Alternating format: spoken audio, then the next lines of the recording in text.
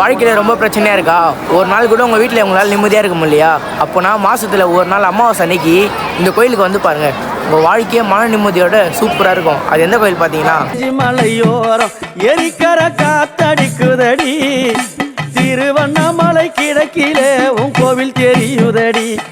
அங்க திருவண்ணாமலை கிழக்கிலே உன் கோவில் தெரியுதடி. அங்காளி அம்மா அம்மா அங்காளம்மா அருள் தருவாளா தாயே.